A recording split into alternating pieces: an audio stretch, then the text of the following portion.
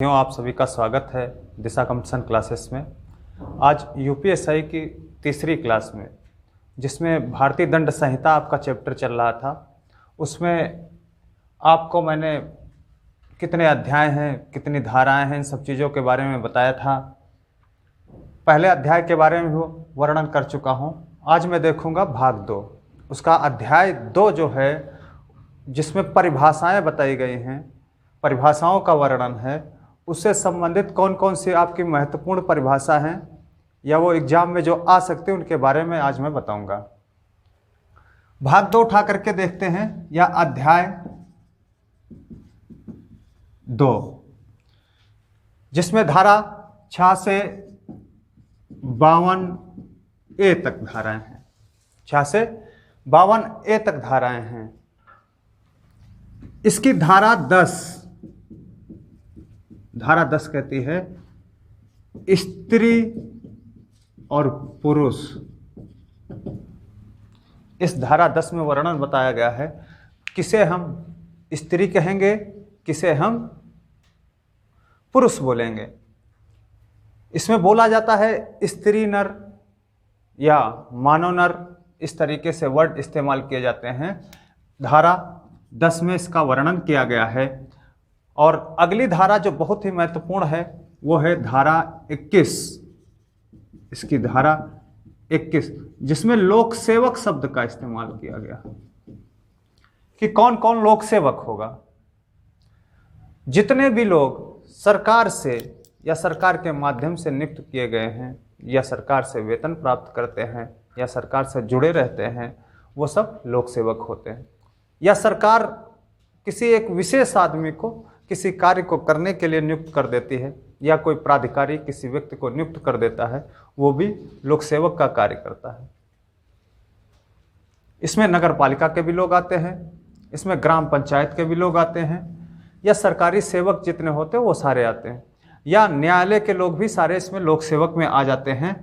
या न्यायालय के माध्यम से किसी व्यक्ति को 2 पार्टियों के बीच में फैसला करने के लिए नियुक्त कर दिया जाता है, ज्यूरी बना दिया जाता है, वो भी लोक सेवक के रूप में आ जाते हैं। अगली धारा इसकी जो है वो धारा 22 कहती है जंगम संपत्ति। जंगम संपत्ति, इससे तात्पर्य है ऐसी संपत्ति जिसको हम एक स्थान से दूसरे स्थान पर ले जा सकें, उसको बोलते हैं जंगम संपत्ति बोलते हैं। फिर अगली धारा में इसमें बताया गया है, धारा 23 में अनुचित लाभ।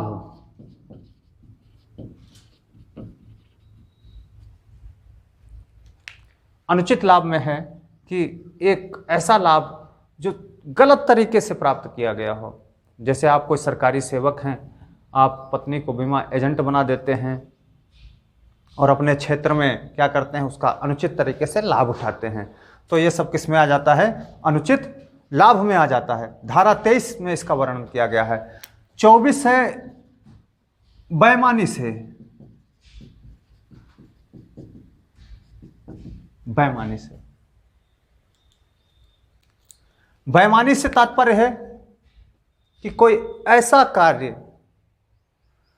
जिसको करने में एक नियत में बेईमानी होनी चाहिए, एक खोट होना चाहिए, इसका वर्णन आगे भी किया गया है। धारा 378 हो गया, 403 हो गया, 420, इसमें भी इसका वर्णन अच्छे से बताया गया है।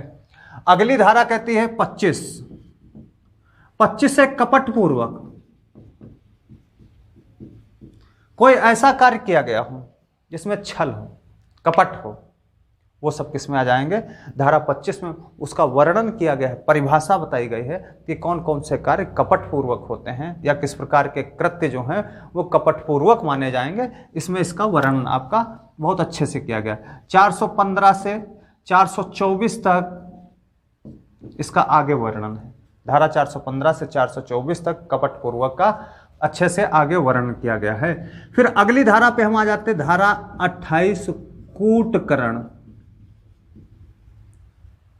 कभी कभी हम लोग देखते होंगे कि कई सारे फर्जी दस्तावेज तैयार किए जाते हैं, नकली डुप्लीकेट बनाए जाते हैं, वो सब किस में आ जाते हैं, कूटकरण में आ जाते हैं। किस में आ जाएंगे? कूटकरण में आ जाएंगे। फिर अगला कह रहा है दस्तावेज, जस्ट उसी के आगे दस्तावेज। कौन कौन से सरकारी दस्तावेज होंगे, कौन कौन से प्राइवेट दस्तावेज होंगे, वो सब इसमें वर्णन किया गया है। धारा 29 में इसका वर्णन किया गया है। और अगला अगर बात करें तो अगला आ जाता है धारा 29 का, जिसमें बताया गया है इलेक्ट्रॉनिक अभिलेख के बारे में वर्णन किया गया है।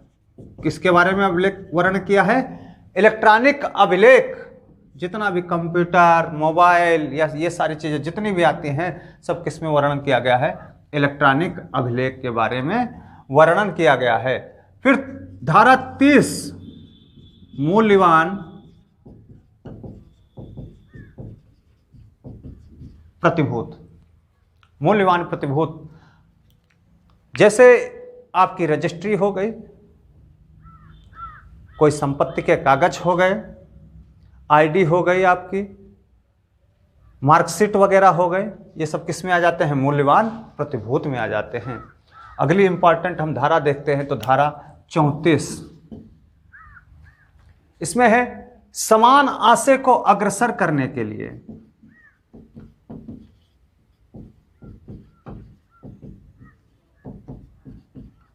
अग्रसर करने के लिए कई लोगों द्वारा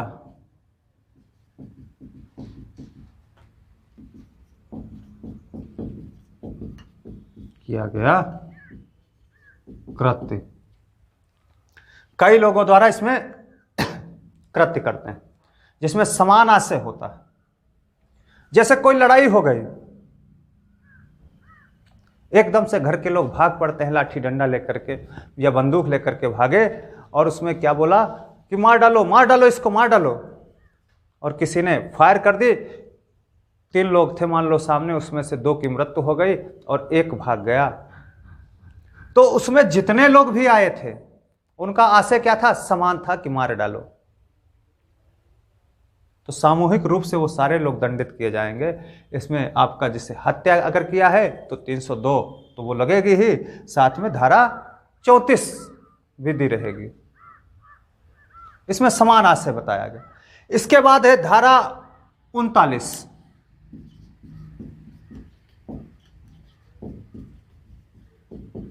इसमें बताया गया है स्वेच्छापूर्वक।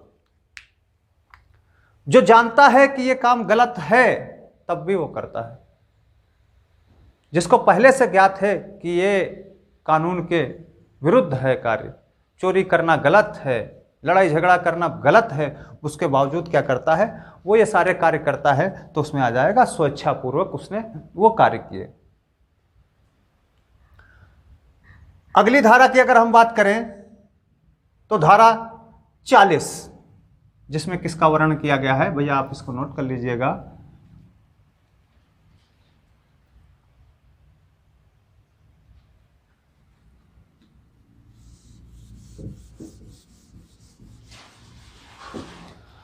धारा 40 में बताया गया है अपराध।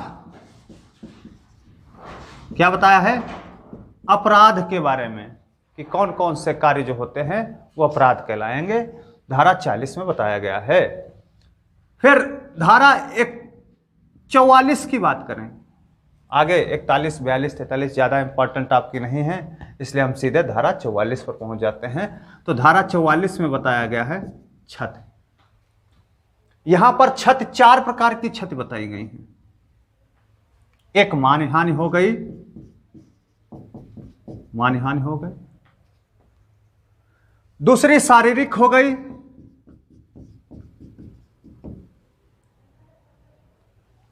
तीसरी संपत्ति की क्षति हो गई। और चौथी की अगर बात करें तो मानसिक हो गई, किसी को हम मानसिक क्षति पहुंचाते हैं। ये 4 प्रकार की क्षतियों के बारे में यहां पर वर्णन किया गया है। आपके यूपीएससी के पेपर में अगर आएगा तो कहेगा इनमें से धारा 44 में वर्णित क्षति कौन सी है या नहीं है, 4 ऑप्शन दिए रहेंगे, उनमें से डाल देंगे। इसलिए आपको अच्छे से जानकारी में होना चाहिए कितने प्रकार की क्षतियों के बारे में वर्णन किया गया है इसमें। फिर अगली अगर हम धारा की बात करें, धारा 52 है।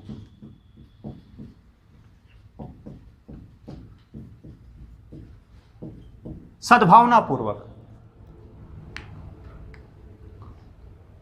धारा 52 जो कहती है वो क्या है? सद्भावना पूर्वक है।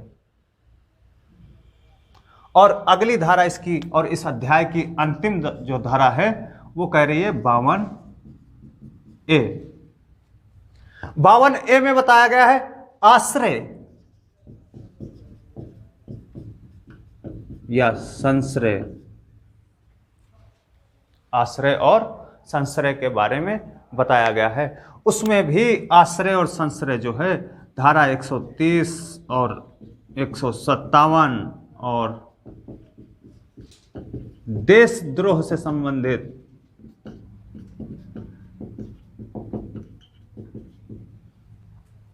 जो कार्य हैं उनमें आप आश्रय नहीं दे सकते हैं। आश्रय कौन दे सकता, कौन नहीं दे सकता? जैसे अगर किसी व्यक्ति ने किसी की हत्या कर दी और वो भाग, छिपने के लिए जगह ढूंढता है, या तो घर में छिपेगा या कहीं बाहर भाग जाएगा। अगर उसके घर वाले जानते हैं, घर वाले में कौन? मम्मी पापा भाई बहन, तो वो उसको आश्रय नहीं दे सकते हैं। अगर वो आश्रय देते हैं तो उनके द्वारा वो अपराध किया जाएगा। लेकिन पति पत्नी एक दूसरे को आश्रय दे सकते हैं। अगर किसी ने हत्या कर दी है तो पत्नी अपने पति को आश्रय दे सकती है, छिपा सकती है। अगर वो छिपाती है तो उसके द्वारा कोई अपराध नहीं किया गया है। लेकिन धारा 130 और 157 और देशद्रोह से संबंधित जितने भी अपराध होते हैं उसमें पत्नी भी आश्रय नहीं दे सकती। मारपीट करके आया पति, पत्नी छिपा सकती है, कोई अपराध नहीं। हत्या करके आया, पत्नी छिपा सकती, कोई अपराध नहीं। चोरी करके आया, पत्नी छिपा सकती, कोई अपराध नहीं। लेकिन बलवा करने के लिए पति ने कई लोगों का जमावड़ा घर में इकट्ठा कर रखा है तो पत्नी भी नहीं छिपा सकती है। फिर अगर वो जानती है तो उसका भी अपराध माना जाएगा। देशद्रोह का कोई कार्य करके आ रहा है पति, तो पत्नी भी नहीं छिपा सकती है, उसका भी अपराध माना जाएगा। आश्रय या संश्रय एक ही बात है। फिर अगले अध्याय की तरफ चलते हैं। अगला अध्याय देखते हैं, अध्याय 2।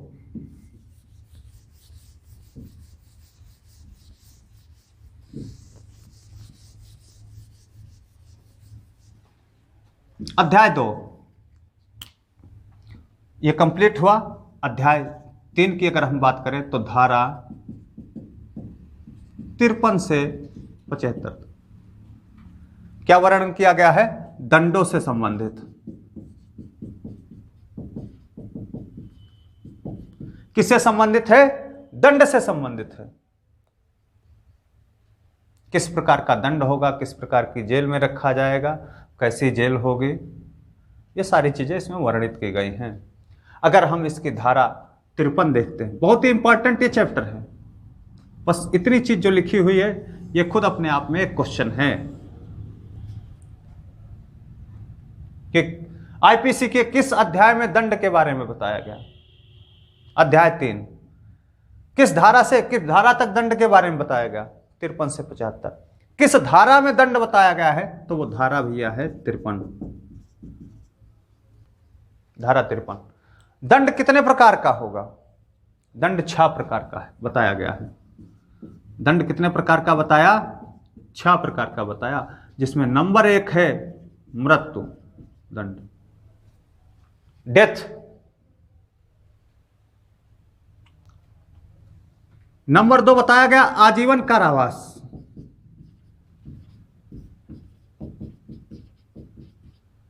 आजीवन कारावास। और नंबर 3 बताया गया काले पानी की सजा।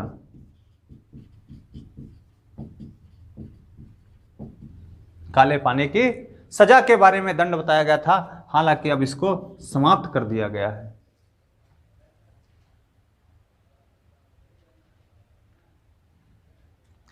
इस दंड को समाप्त कर दिया गया। काले पानी की जब सजा होती थी तो अंडमान निकोबार में एक जेल थी, वहां पर ले जाकर के इसको बंद कर देते थे पूरी तरीके से। वो बीच समुद्र में जेल बनी हुई थी, जिसका दरवाजा भी अगर बना था तो अंदर घुस करके आप जाते थे। घुसेंगे तो झुकना ही पड़ेगा आपको, सर झुका करके ही अंदर प्रवेश कर पाते थे। और जिस काल कोठरी में रखा जाता था वहां बहुत अंधेरा रहता था और कभी आप सीधे उस काल कोठरी में नहीं खड़े हो सकते थे, टेढ़े ही आपको खड़ा रहना पड़ता था। इतनी कठोर सजा थी। वर्तमान में इसको खत्म कर दिया गया है और उस जेल को पर्यटकों के लिए खोल दिया गया है। नंबर 4 की दंड की बात करें तो कारावास। कारावास 2 प्रकार का दे सकते हैं, एक कठिन कारावास और दूसरा है सादा कारावास। 2 प्रकार का कारावास कर सकते हैं। और 5वां दंड है संपत्ति की जब्ती।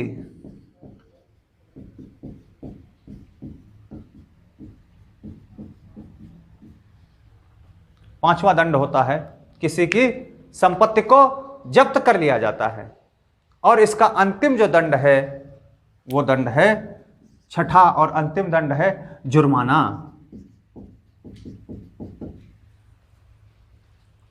इसमें अंतिम दंड क्या बताया गया है? जुर्माना। धारा 53 से 75 तक आपकी धारा 53 ही बहुत इंपॉर्टेंट है, इसके अतिरिक्त इसमें कुछ नहीं है। फिर अगला अध्याय जो है अध्याय 4 वो अपवादों से संबंधित है। अगली क्लास में उसके बारे में पूरी जानकारी मैं दूंगा। आप एक एक धारा के ऊपर गौर करते जाइएगा, रटने की जरूरत नहीं है, सिर्फ समझने का खेल है।